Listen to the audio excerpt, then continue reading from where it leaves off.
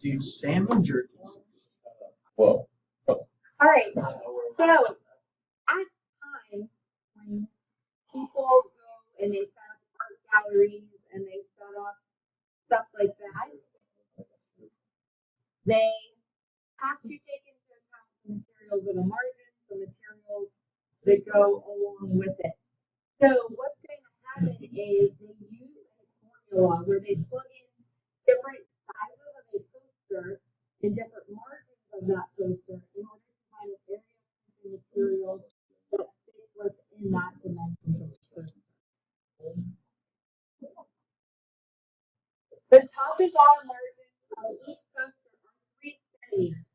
So they tell you the top and the bottom, this space right here is 3. When did you come this book? You didn't draw that. You used the pool. That's a template. Yeah, the square tools. Clip art. So, and the sides are 2. So this is 2 and this is 2.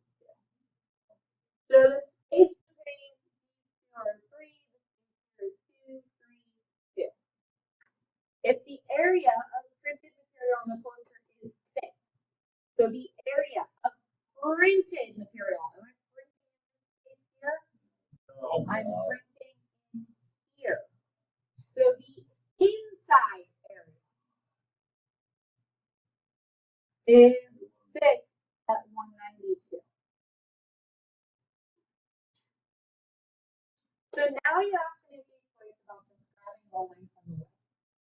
Yeah, you can make the length. You can't see it. You hit it.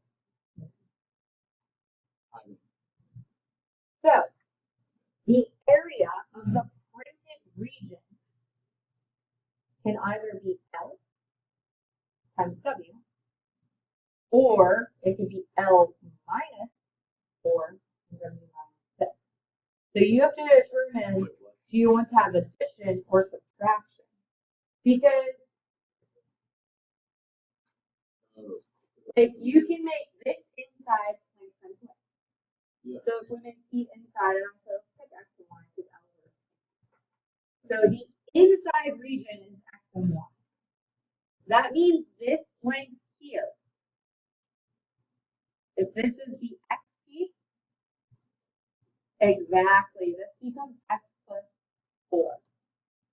And that means the exterior over here, if this is Y, becomes Y plus 6. So you have to add both the top and the bottom margin into the height. Why is that? Oh, So then the area outside becomes X plus 4 times Y plus 6. What do I need to do to make this a problem I can solve? I can't solve a problem with 2 variables, so I need to get it down to 1. So we could say Y equals 192 over X. And then I can say the inside area is still 192. The outside area will become X plus 4 times 192 over X plus 6.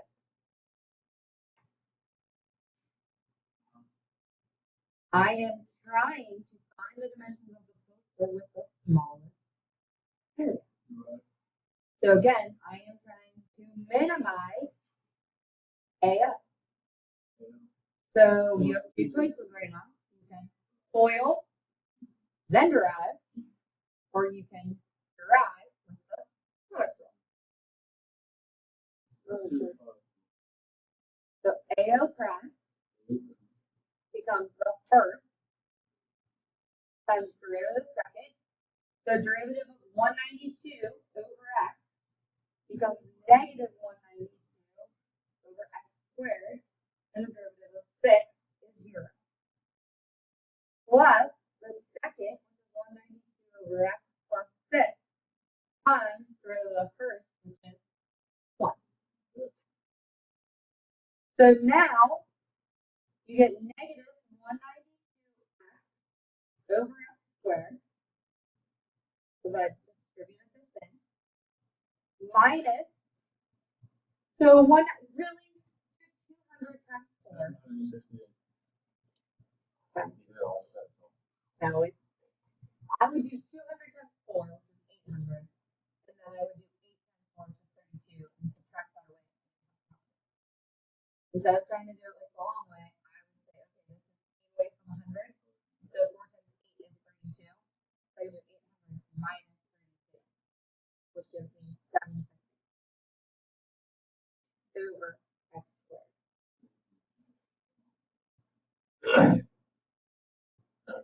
Then plus 192 over x plus x. These are going to cancel, right? So this has just an x, because that x would cancel. This has x, this has x. What do I need to do? I need a common denominator. So I am going to end up getting negative 192x, and that's going to be an x back. Yeah, but then you have to make it. So yeah, so this cancels either way. What? So once I deleted this x here, Yeah, you can cancel it. then this is negative 192x, this is positive 192 over x. Wow. So that cancels. And you get 6x squared minus 768 all over x squared. Yeah. So 768 divided by 6.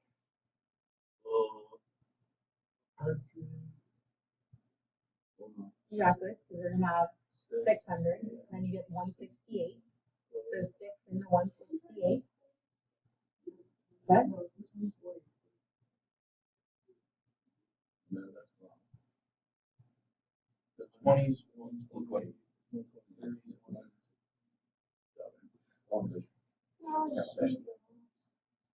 So you get x squared equals 128.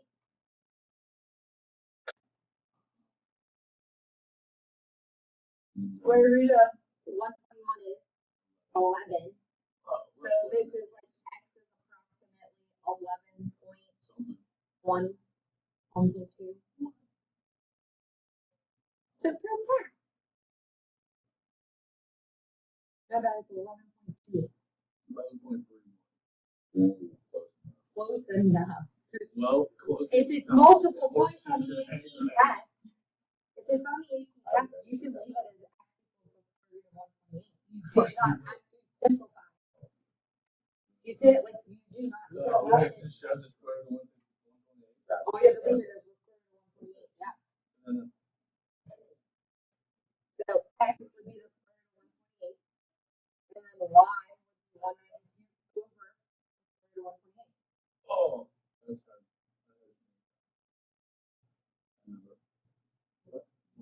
So it's like 192. 128 over 128. Like it would be 192 over root 128.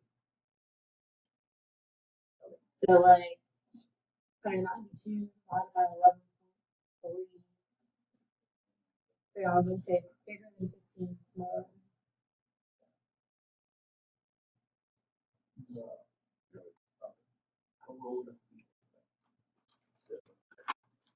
Alright. Those are freaking same. We already kind of talked about the cylinder. We already talked about how to make the shape. So again, you think of it as a circle, a rectangle, and a circle. So we already figured out that the surface area, so area of a circle is pi r squared. So the surface area is 2 circles, so it's 2 pi r squared. And then the height and the circumference is going to give you plus 2 pi r, and then you need h, you need a height of it. Cylinder. So it says a cylindrical can can be made to hold 1 liter of oil by the dimensions that will minimize the cost of material to manufacture the can. So you're minimizing the surface area because that's the cost of the material. We know that the volume is going to be what? Again, you know the height is going to be h, and the volume, if you think about it, volume itself is the area of the base times the height in a rectangular shape. So for volume of a cylinder, it's, yeah, the base is a circle, so the area of a circle is. So the volume of a cylindrical shape is pi r squared 8. Whoa. Wow. So you know. 1 liter is the same as 1,000 cubic centimeters.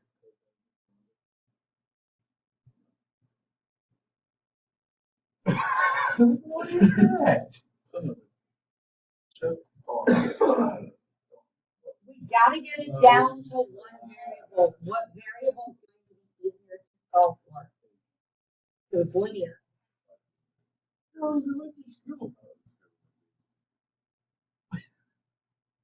Substitute H in surface area.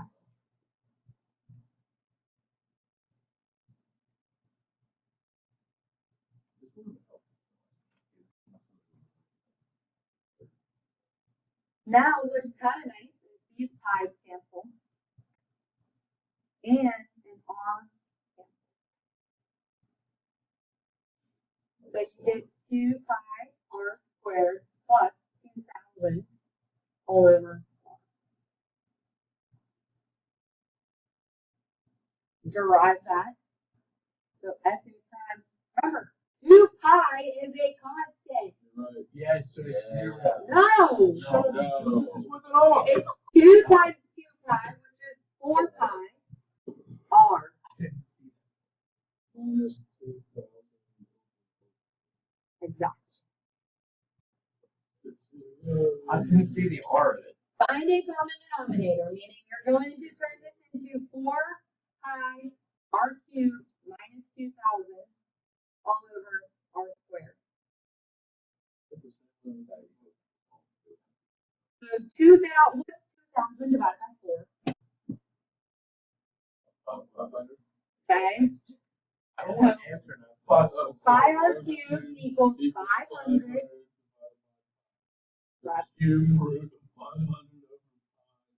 So keep it.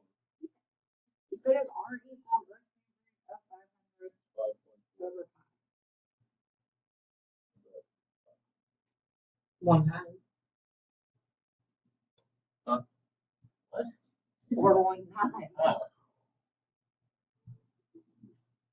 This is literally the exact calculation. Hey, did you give me my calculator? I didn't have to calculate. We used it last year. No. Trey always has to start calculating. Yeah. Go on. No, I did the job. This is the actual calculator bar over time. Okay, so I owe you. I already gave you the next set of notes. The next set of notes are on actual business applications. Do you want to? I need to Are you help you. talking about small slope? Yes. I kind of want that is applicable in some way, shape, or form. I'll look through the APs and let you know. Oh, God. I'll look through the AP tests and see if there's one. Okay. So, what we're going to do now is look at these vocab. And what I did is I ended up printing them all out for you instead of making you write them all down. So, I'd still give you the page so you have to write it down though because there's no examples on that. These words, the word marginal, I regrouped them, which I understand. Yeah, we're looking, I told you, we're going to look at actual problems that involve terminology.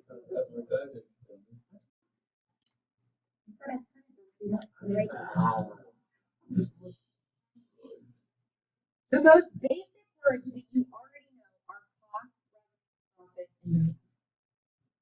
A cost to produce X units is going to be represented by CF.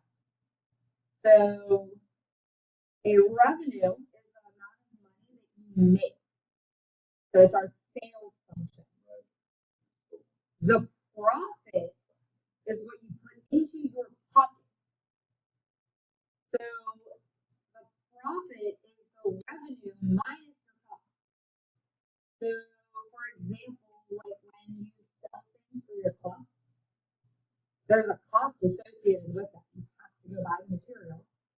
Then you make money on the sales, but what you make in sales isn't your profit because you already put on the cost. You have to subtract the cost from your profit. The demand function is a lowercase t. Profit is uppercase t, demand is lowercase t, demand is price. Price. Average. Think about average. So you have average and marginal costs, and you have average and marginal revenues. Just like we have average rates of change and instantaneous rates of change. The average costs are going to be the function divided by the number of units. So cost divided by number of units. This is like our normal average. The sum divided by the total number of items in that sum. The marginal word margin represents the word derivative.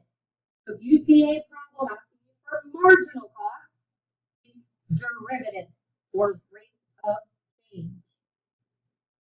You go backwards and think about average rate of change and instantaneous rate of change. Instantaneous involves the derivative, where average involves finding 2 points and dividing by their sums. I know. You can find these two equations in 2 ways. That means that if the average cost is at a minimum value, so if your average cost is at a minimum value, then the derivative will equal the average cost. So if the average cost is a minimum, then the derivative will equal the average cost. This is what theorem? When does the slope of the secant equal the slope of the tangent? Oh, Nope. every day.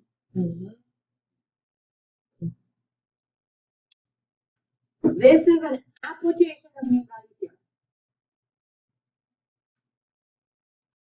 If profit is a maximum, that's what the company wants, right? You want to maximize your profit, then the marginal revenue will equal the marginal cost. The marginal revenue equals the marginal cost. Another way of saying this, if the marginal revenue equals the marginal cost, what are you really saying? You're saying that the profit derivative is a 0 because it's a maximum on its original. When this occurs, P prime of x is 0. Because P prime of x by definition is R prime of x minus C prime of x. You see how that relates?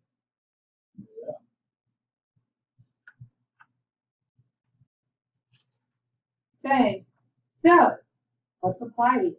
Let's look at how we can actually utilize this as an option. Suppose that the revenue is 9x, the cost is x cubed minus 6x plus 15x. Is there a production level that maximizes the profit? If so, what is it?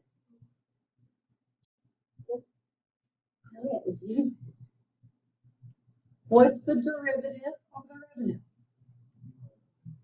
What's the derivative of the cost?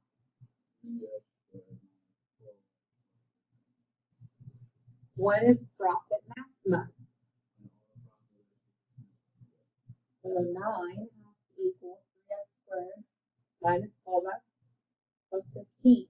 How do you solve a quadratic?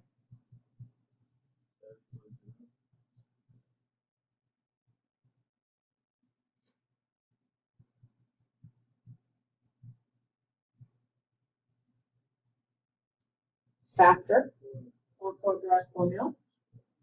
Because I don't believe something is going to work.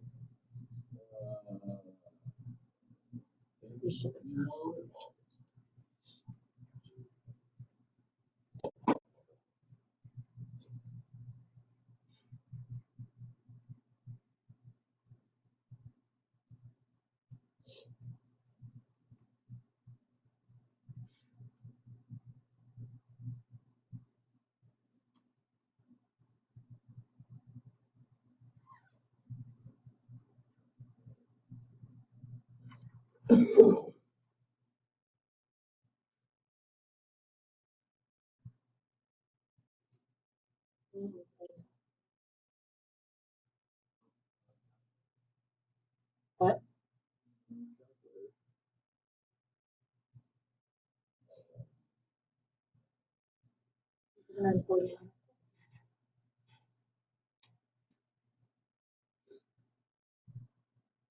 So over 6 is easy too, right?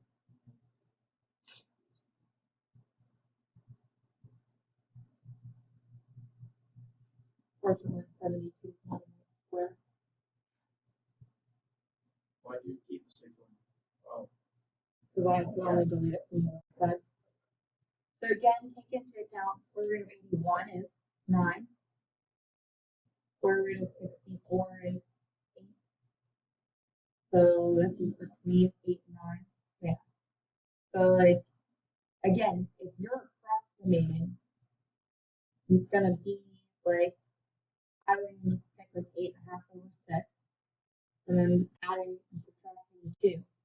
2 minus 8.5 over 6 is gonna be probably like 5. And then the other one's gonna be like 5.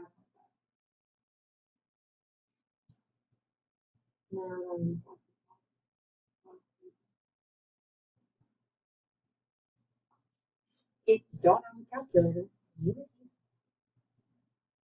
Now, if you do have a calculator,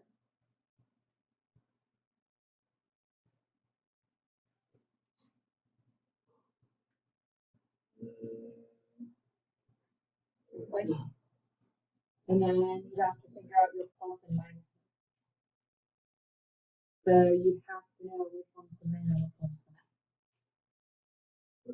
the max. I just know they can't produce less than 0 units. So like, we plug in -1, but I would plug in 0 and say, okay, when I plug in 0, I'm going to get 6. That's positive. When I plug in something like 1, 3 times 1 minus 12 plus 6 is negative. If I plug in something like 5, 5 squared is 5, 5 times 3 is 75. 75 minus 60 is going to be positive. So if you go plus, minus, plus,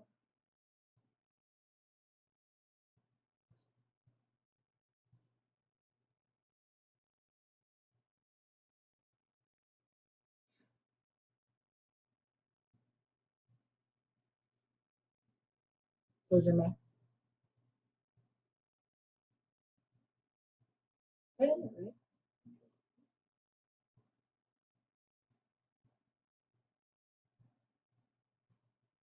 Yeah. Good? Oh, yeah.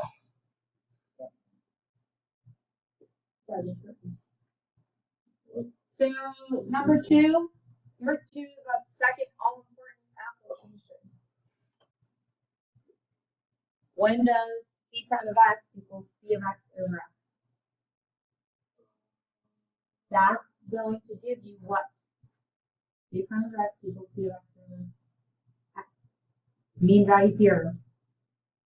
What? Yeah, but not just the average cost, it gives you the minimum average cost. Minimum average cost is important because the company is not spending an exuberant amount, like they're spending the minimum they can. Exuberant. What's the derivative of C of X?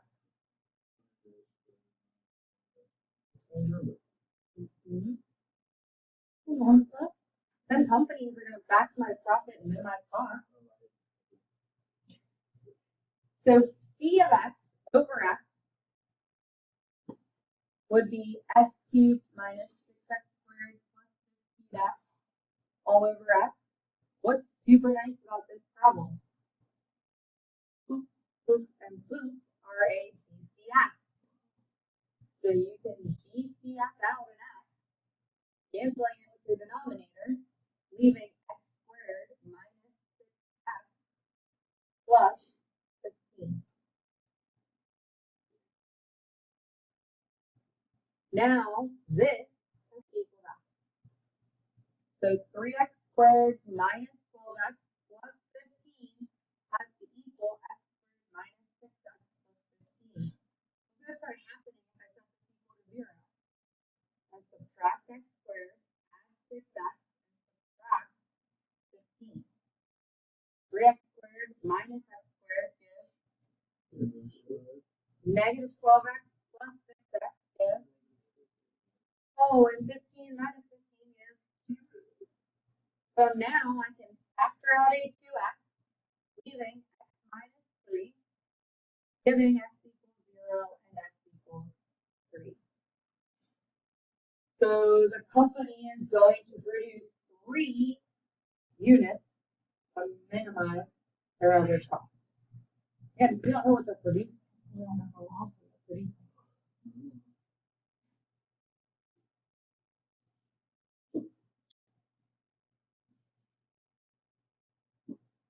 Okay.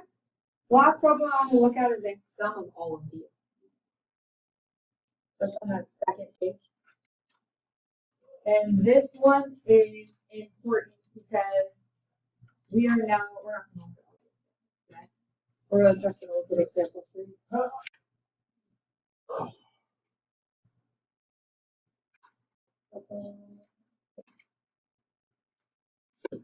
This one is very similar to the one we looked at earlier today. Actually, yeah, this is how it is talking about cost. So this is kind of like where I told you, okay, let's say you found the cylinder and you found where it should be maximized for profit. What if that cylinder has costs associated with the materials to produce it? So here it says you're assigned to design a shipping material at a minimum cost. So now our goal is to minimize cost, not surface area, not volume, cost. The packing will be a closed rectangular box. So now it's a closed box. So that means I have a base, I have 4 sides, and I have a top that matches my base. So it's a square based box. So that means this is x by x and this is x by x. So my base is square.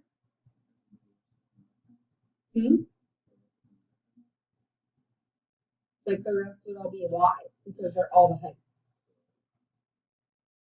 So like this height of this would be y. This is, do you need a surface area? Yeah. But start with your volume. Keep going through, like I'm reading through and labeling my picture as I go. So I heard closed, so I drew the lid. I saw square base, so I labeled the base. Now I'm at a volume of 50 cubic inches. What do you know about volume of a rectangular object? It's like, what? Yeah. So length is x, width is x, h is y.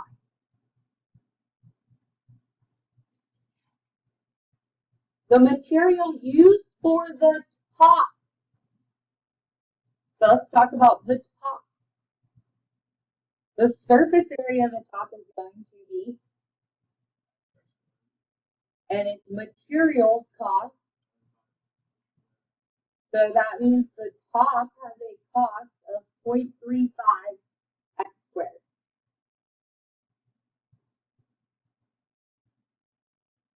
The material used for the bottom.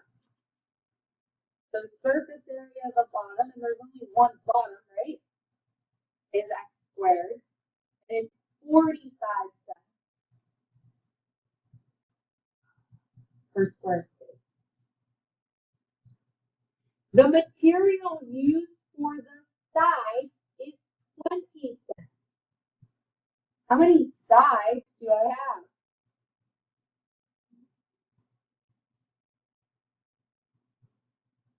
So I have 4 sides that cost 20 cents each. And what's the area of the side?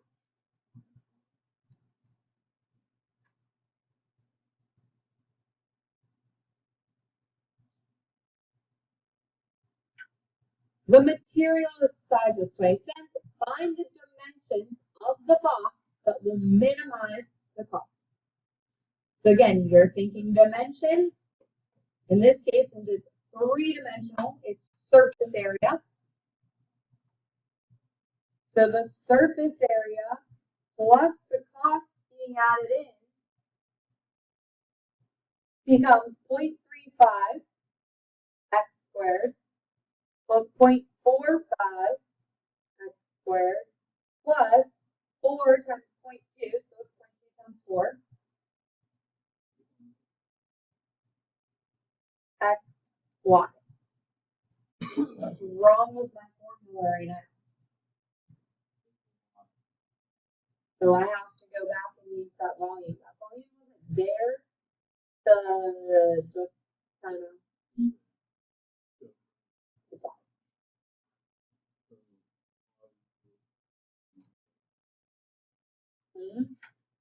So we would say the total cost ends up being 0.35 x squared plus 0.45 x squared plus 0.8 x times 50 over x.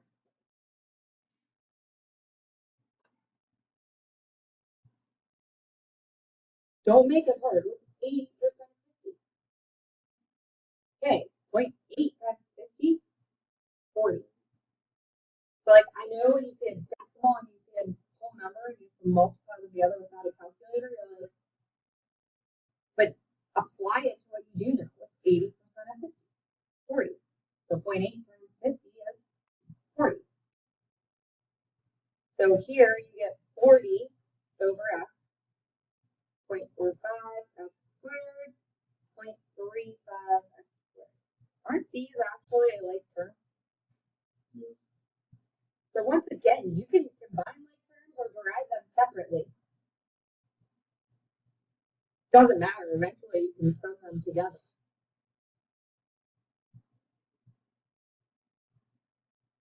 Just running out of space. Sum them here.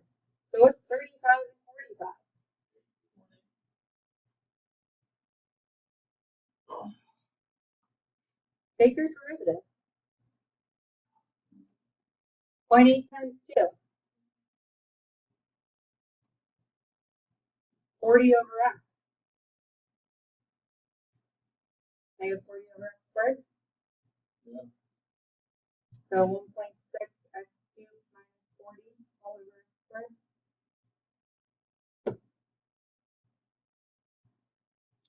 So x cubed equals 40 over 1.6. You can cube root your top and bottom separately.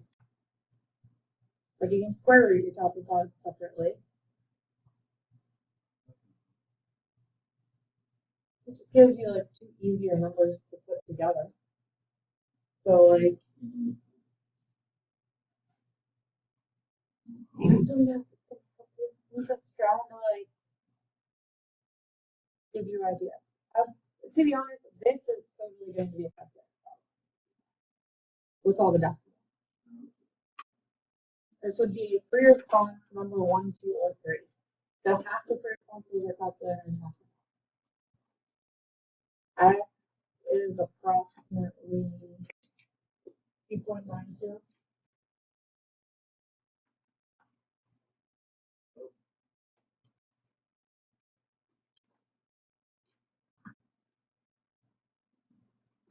What the worksheet?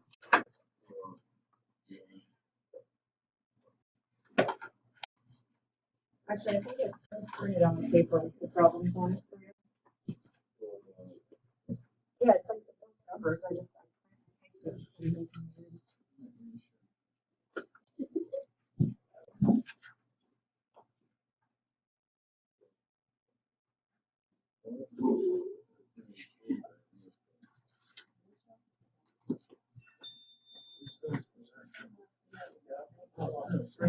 Sarah and Sarah.